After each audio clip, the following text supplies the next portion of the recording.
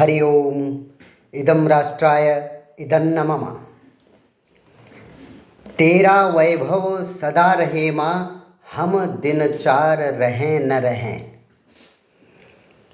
इन्हीं पंक्तियों के साथ आज प्रारंभ करते हैं पथिक संदेश लेख पाठन के नए अंक का। आपने अनुमान लगा लिया होगा कि आज का अंक विशेष इस निमित्त है कि भारत वर्ष के विश्व पटल पर बढ़ रही साख पर आधारित एक लेख आज हम पढ़ने जा रहे हैं। पूरे विश्व में अलग अलग क्षेत्रों में अलग अलग भूमिकाओं में भारत का महत्व बढ़ा है, उसको रेखांकित करते हुए संयुक्त राष्ट्र संघ के प्रमुख व्यक्ति ने जो बोला है उस पर चर्चा करेंगे। इससे पहले हम लेख पाठन में आगे बढ़ें, आपसे अनुरोध है कि इस पोस्ट को लाइक करें, इस चैनल को सब्सक्राइब करें और राष्ट्रवादी पत्रिकाओं को समर्थन देने के लिए हमारे इस अभियान को हमारा समर्थन दें, आपका समर्थन मिले और साथ ही राष्ट्रवादी पुस्तकों को पढ़ने का हमारा अभियान, हमारा क्रम शुरू हो, ऐसी अपेक्षा के साथ आज का लेख पाठन। अक्टूबर मास की पत्रिका का ये अंक हम पढ़ रहे हैं।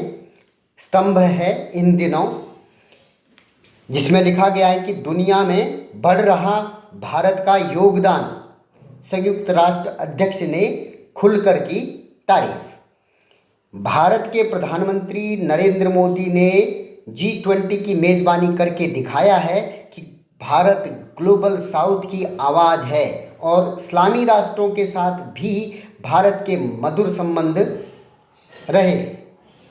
विश्व में चल रहे युद्धों के समाधान के प्रति भी भारत ने अपनी बहुमूल्य सलाह से सबका ध्यान खींचा है और लड़ाई की बजाय शांति समन्वय का मार्ग अपनाने की वकालत की है। संयुक्त राष्ट्र महासभा का अध्यक्ष अगर भारत की खुलकर प्रशंसा करे तो यह कोई मामूली बात नहीं है। यह भारत की विश्व में बढ़ती साख और योगदान के बारे में बहुत कुछ बताती है। भारत की पिछले 10 साल में जिस गति से प्रगति हुई है उसे देख जहां पश्चिम के विकसित देश हैरत में हैं, वहीं विकासशील देश प्रेरणा पा रहे हैं। संयुक्त राष्ट्र में कभी एक कोने में बैठकर एक अदद भाषण देकर लौटते रहे थे हमारे भारत के नेता, लेकिन अब विभिन्न मुद्दों पर भारत के प्रधानमंत्री नरेंद्र मोदी से सलाह ली जाती है और विभिन्न अंतर्राष्ट्रीय मंचों पर उन्हें ससम्मान बैठाया जाता है।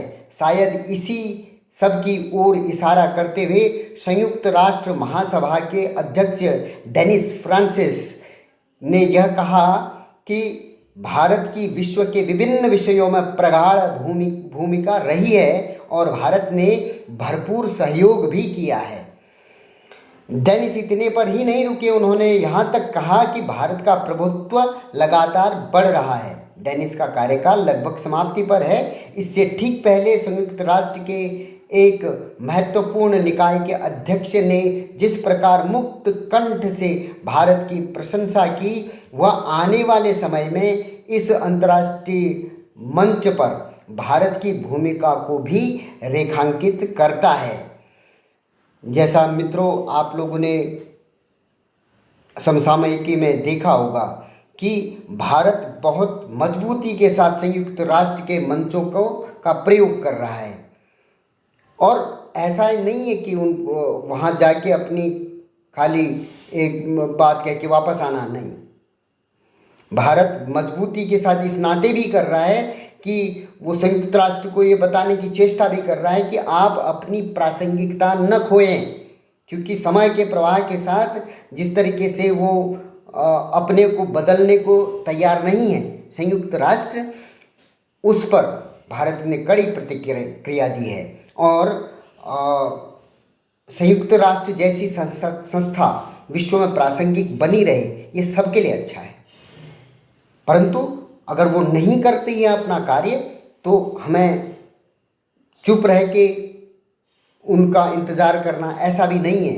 भारत ने जैसे इस लेख में भी कहा है कि भारत ग्लोबल साउथ को की लीड करने की भूमिका में अपने आप को देखता है। ग्लोबल साउथ जो विकासशील या अल्प विकसित जो देश हैं, एशिया और अफ्रीका विशेष तौर पर,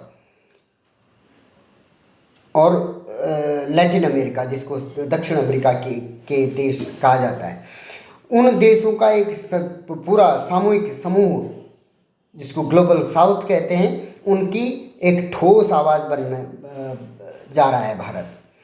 ऐसे ही G20 में एक मजबूत पक्ष रखते हुए भारत ने अपनी भूमिका विश्व स्तर पर स्पष्ट कर दी। तो यह एक महत्वपूर्ण लेख है जो हम चाहते हैं कि हमारे देश का गौरव बढ़े। वो गौरव इन्हीं कर्मठ नेताओं और विचारशील भविष्य को देख सकने वाले दूरदर्शी नेताओं के माध्यम से हो सकता है, और भारत उस दिशा में आगे बढ़ रहा है। यह एक प्रसन्नता का विषय है। कभी हम कहते हैं, जब हम में से प्रत्येक व्यक्ति भारतीय इस गौरव पर गौरवान्वित होगा और उसको पाने के लिए कुछ न कुछ अपना अनुष्ठान करेगा, तभी परम वै भवन नेतु में तत्स्वराष्ट्रम की जो धारणा है वह साकार होगी। इन्हीं शब्दों के साथ आज के इस अंक में आपसे अनुमति चाहते हैं। पुनः आपसे किसी दूसरे अंक पर मिलेंगे। जय श्री राम।